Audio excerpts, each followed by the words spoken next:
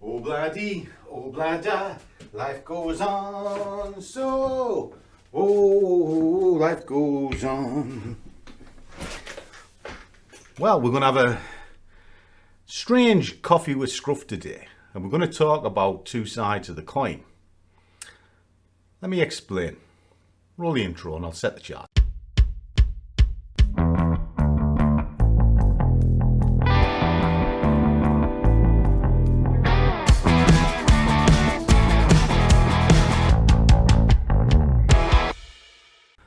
A warm welcome to one and all. Now let's kind of explain one and all. What does that actually mean when I say it? It means I do genuinely welcome everybody. And believe it or not, even Popeye. Popeye sticks it into me all the time. And why? Well, not rightly sure. But you are welcome to come and see and watch what I do. Are you serious? But when I'm talking like this, it's because trading is probably the most decisive industry there is. No shit, Sherlock!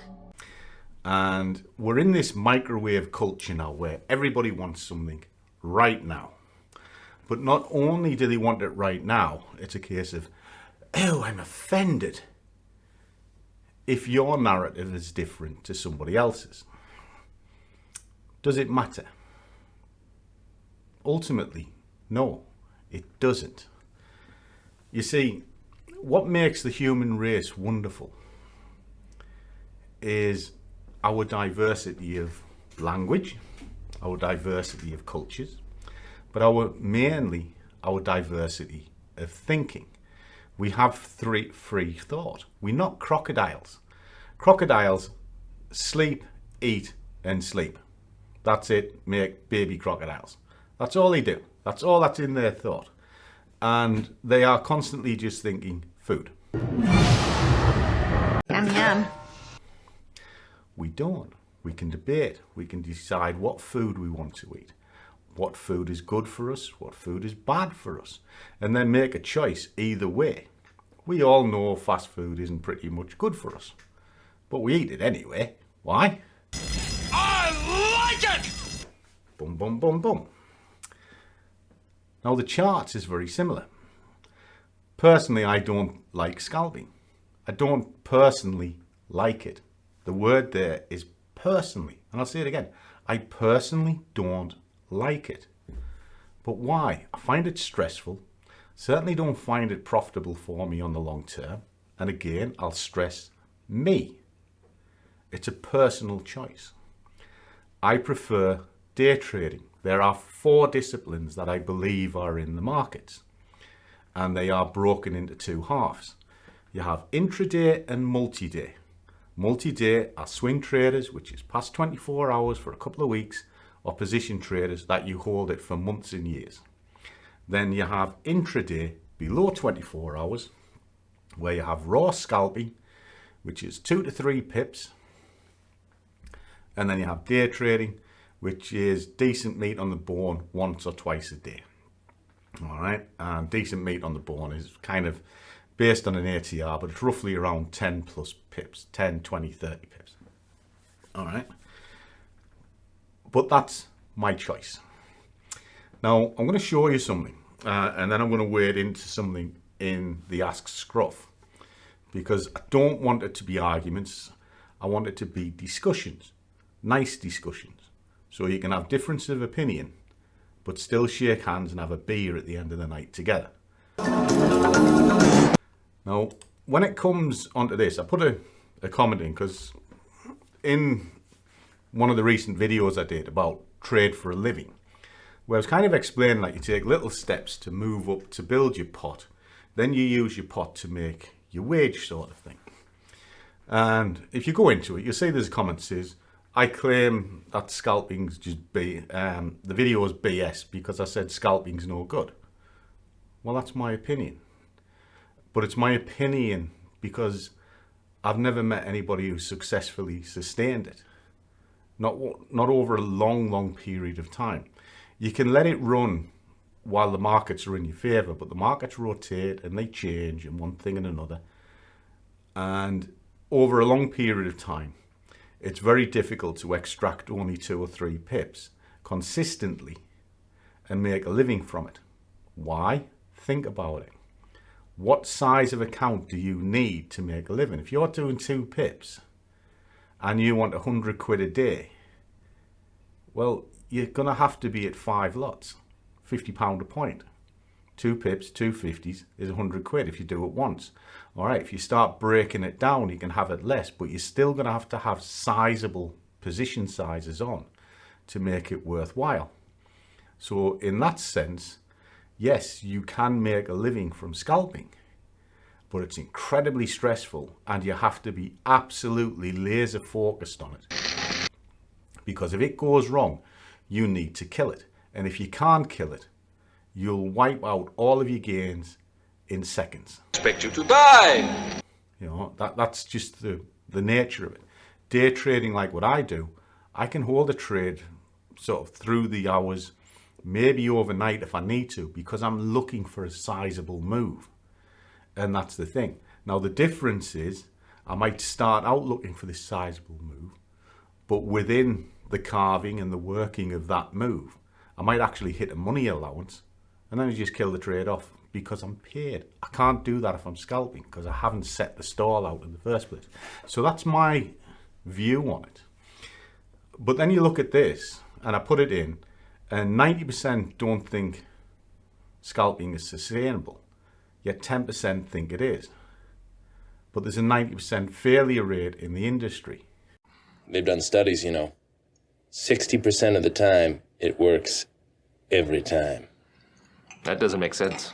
It's mind-boggling, let's put it that way, because scalping is very attractive. And I didn't want to get into a debate on scalping. I just wanted to highlight something, a view, and then my viewpoint on that. But as to why it is, it's just, how do you put it? Well, I said it's about diversity of thinking and all of that. That's just my thought process because it suits my personality. Now, some people have a pop at me all the time because of the way I am, which is fine. Just watch somebody else. It's that simple. You don't need to get your knickers in a twist. But then I want to wade into this because I think this is important. And again, this is the guys. I mean, they take the mickey out of me all the time, And actually, have you ever noticed that, by the way, boys and girls? If you ever watched the original Superman and then watched Star Wars, the 2 control panels are identical. They were shot same place, or on the same sound stage, or those scenes were anyway. And they recycled the props. Happy days. And then haircuts taking the mickey out of me about tick charts, because we were discussing scalping. But there's the good analogy. Football, people. They never the twain meet, argue, and the one who shouts the loudest is normally a fat fucker who can't even run a bloody 100 yards, let alone kick a ball. Jesus Christ, dude! But he knows everything about that pitch, but he can't do it. Then argues about it. You're a classic example of the inverse ratio between the size of the mouth and the size of the brain. That's wrong. You should just discuss it, discuss the tactics, have a beer and be happy. It doesn't matter what colour that shirt is. I don't follow football, I don't particularly like it, and I never understand the mindset behind it. But let's go into here. Now, JB and Millen are having a little chat about a 30-day challenge. And it's like, oh, it's a systematic system. There's no fundamental and all of this, blah, blah, blah. Defeats the object. No, it doesn't. So I'm gonna kind of wade into this. Oh, here we go. No, it kind of highlights exactly what I'm getting at. However you trade, it doesn't make a difference to how somebody else trades. Now, if you take that situation there, where Millen's decided he's going to use a box strategy, he's going to do it once a day, early morning. It's going to be on euro dollar, and it's going to be the mechanical rules of box. Now, the mechanical rules are there just to show you the framework. How you decide to enter that market comes down to your own mindset. You might look at it and think, well, I think the overall view of this market is to the downside, so I'm only going to wait for the break of the downside. That's a conscious choice. Or you can let the chart do it itself, where you have your hourly candle, your 15 candle, however you want to do this. And you go, I'm going to take the break of the high, or I'm going to take the break of the low, and I'll let the market show me which way it's going to go. Both are equally as good, as long as you understand what you're doing. Now, the next part of it is what's important. Most people think the entry of a market is the most crucial. Actually, it's not. It's the exit of a market that is most crucial. You can get in on the market on a flick of a coin. Flick a coin, heads I'm going short, tails I'm going long. Don't matter. You flick the coin and then you go. It's what you do next that's important. If it's running for you, you try and hold the trade. If it's going against you, you have to make a logical choice to either average into it or get out of it. That's where your money's made. That's how you survive in trading. Now, if I'm averaging into a trade, which I do, virtually 90% of my trades I will average into, which is why scalping doesn't work for me. Scalping is a one-hit wonder. You get in, you get out, and you're fully loaded. I can't do that, but that's personal to me. I'm very good at managing a trade. I can see roughly where the stress points are, and I work between them. That's it, okay? I target appropriately to what I see. So that's another point of view. So it doesn't matter. Now, if I'm close up to the target, well, my trade isn't going to be as good as it can be. You know, but if it's got a decent distance, then it's a good target. But then that's based on an overall view of the market from multi-time frame analysis. Because I'll look at my higher time frames. I'll look at my weeklies, my dailies, 4 hours. Get a good feel of the market.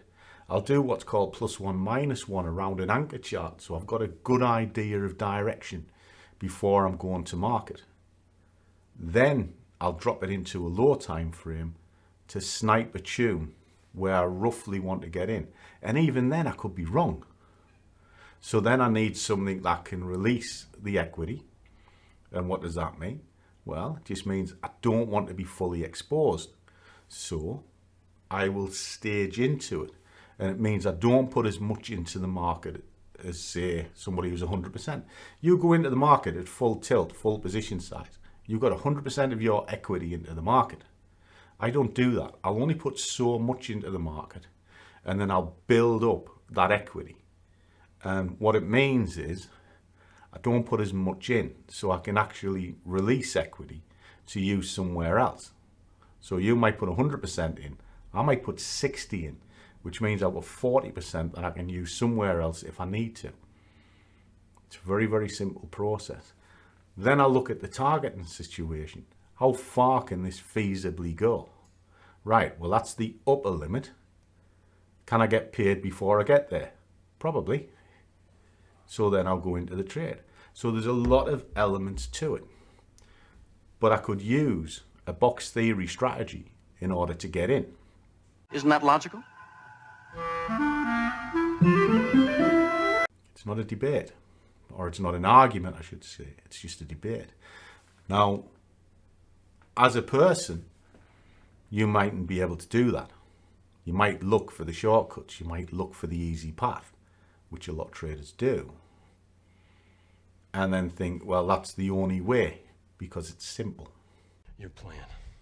Do I really look like a guy with a plan? No, we're all different. So there's no right or wrong answer to anything. And to the question of, is scalping feasible? It should actually be 50-50. You'll have half of the camp believe one thing, half of the camp believe the other. But one thing you should never do is impose your will on somebody. If it works for you, and there's comments down there saying, yeah, there know some guys that have done it and they do it consistently. More power to them. They've cracked the Enigma code. But to the masses, it's very hard, as you see by the results. But that's not to say it needs to be deflated in such a way that it becomes an argument and an insult. More power to you. Likewise, they can look at me and think what I do is wrong, but it works for me. So more power to me. I have the power! I hope this makes sense. I genuinely do. Coffee with Scruff is just my thoughts and how I look at the markets and one thing and another. There is only one principle you need to work to. One. You start with 0 and you end with 1. It doesn't matter what's in the middle. I'd buy that for $1. So if you are setting out to make £30 a day and you have losses between 0 and 30, so what? As long as at the end of the day, when you switch the computer off, you have a net positive result of 30. You started with 0, you ended with 1. Who's to say how you got there? Nobody. My metric is very simple. As long as I am paid on a Friday or I've got my salary in by the end of the month, I'm happy. That's it. And if I'm happy, I can spend time with the best person on this planet, Juan. That's all I want to do. That's all my life is. My life revolves around this house. Trading to me is just a means to an end to be paid. That's it. It's a job. Plain and simple. And it doesn't matter how I do that job as long as I do it. So, is it really worth an argument? Who'd be stupid enough to do that? Justify, stupid. No, not really. There we go. Thoughts of a fat man on a Saturday morning with a coffee while he's waiting to go pack a case. Because yes, I'm going on holiday and I'm going to have some lovely time. And do you know what? It was paid for by day trading. There's a revelation for you. Anyway, guys, trade well, keep your risk managed, but above all, do what you love and the money will follow. See you all in the next one.